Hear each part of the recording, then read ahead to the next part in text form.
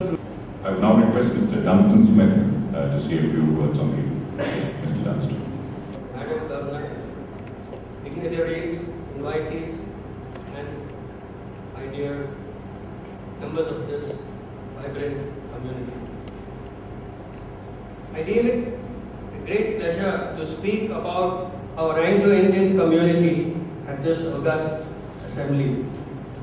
I take this opportunity to voice the collective feelings of the entire community in its identity and prosperity in this great country.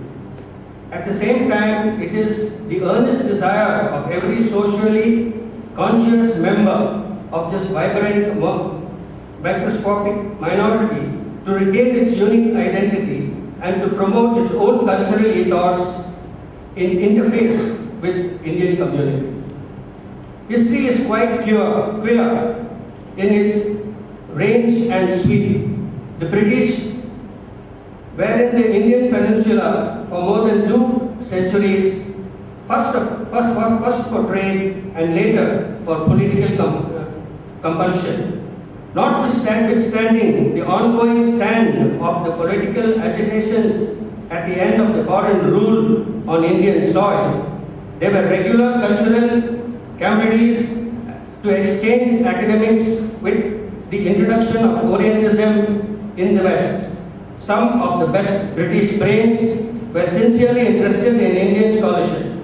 In fact, some of them endowed definite trends in research, literature, sports, and human fellowship in the form of Christianity.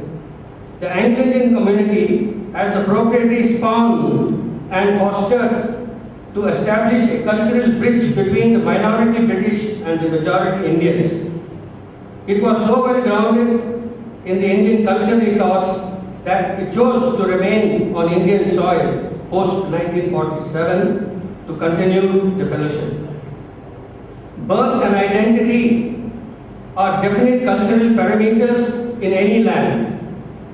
India, with its large cultural mosaic, has provided a rich homogeneity to each and every community committed to its hereditary elements.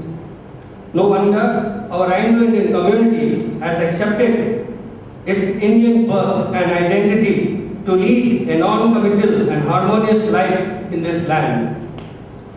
Culture is the ultimate realization of all social beings, entirely different in nature.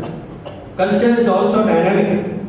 It attains newer dimensions with every passing day to culminate into wholesome traditions. We continue to follow our unique way of life and language. The result is totally wholesome and confidence boosting. A uniqueness of the Anglo-Indian community is that it is the only community defined in the Constitution of India. The Constitution of India has bestowed on the Anglo-Indian community certain social privileges. Foremost among them is the nomination of 2 members to the Lok Sabha and 1 MLA in many states in the Vidhan Sabha, including this state. The Anglo-Indian community has made a contribution to sports which is far in excess of its microscopic size in athletics, hockey, and billiards. Our community achievers have also enriched the cultural field in film and music. We are immensely proud of the record that our women have been great achievers and pioneers in women's emancipation. The youngest from this community have excelled in many fields, not the least of which is the courageous in military services in our country. Literature has also spawned these distinguished writers. If for any function has been in greatest contribution, it is in the field of education. The Anglo-Indian schools have produced brilliant students from all communities who have made their marks in India and in fact across the world. Our hospitals have displayed commendable zeal through the dedicated doctors and nurses. In education, we have special scholarships which have enabled our youth to reach the top academic rungs. It is enduring to note that the government of Karnataka has reserved a few seats for the Anglo-Indian students in medical, engineering and nursing colleges. The All India Anglo-Indian Association, it is the largest body nationally and a representative of the community in India. The association has a cohesive network of 60 branches spread over 16 states in the country. The objects of the association are to promote and safeguard the educational, cultural and civic interests of the community in India. The community's problems are many and the association takes a diversified and difficult. The association is a lifeline of the community.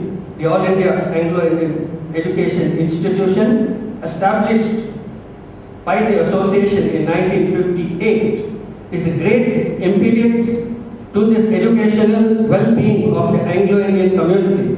Since we are convinced that the future of our country lies in the education of our youth, our primary focus of work is in the education of our Anglo-Indian children.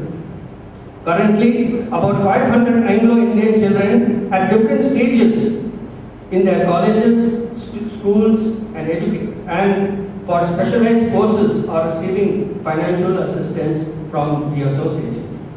Several crores of rupees have been disbursed to Anglo-Indian boys and girls since the launch of this scholarship scheme. In addition to the All India Education Institution continues to serve the nation by providing school education of a higher standard to children of all communities through the Frank Anthony Public Schools in Delhi, Calcutta and Bangalore.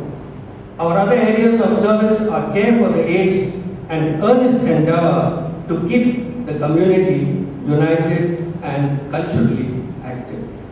Jai Hind, Jai Karnataka.